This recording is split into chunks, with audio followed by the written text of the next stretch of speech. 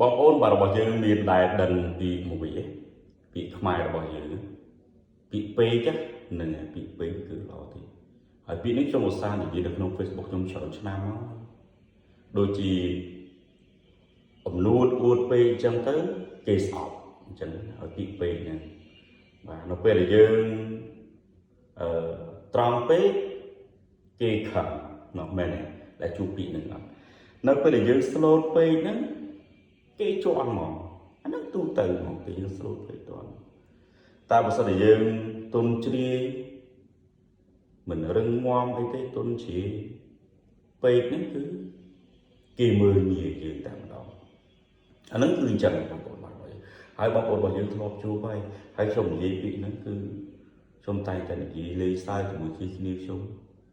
បាទដូចខ្ញុំជាដើមអញ្ចឹងស្មោះពេកបានតែគេបោកឥឡូវបោកអស់លីងបាទអញ្ចឹងគ្រប់យ៉ាងហ្នឹងគឺកុំពេក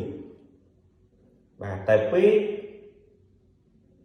អ្នកដែលរងគ្រោះបំផុតនោះគឺខ្លួនយើងមិនហើយអញ្ចឹងបាទធ្វើល្អច្រើនហើយយើងធ្វើខុសម្ដងម្កាលក៏មិនអីដែរមិនចឹងទេបងប្អូនបាទរបស់យើងនឹងគឺនិយាយពីពេកថាកុំគិតច្រើនពេកកុំសម្លឹងទៅឆ្ងាយពេកអាពេកនេះគឺអត់ល្អទេចុះសម្រាប់បងប្អូនរបស់យើងយល់យ៉ាងម៉េចដែរ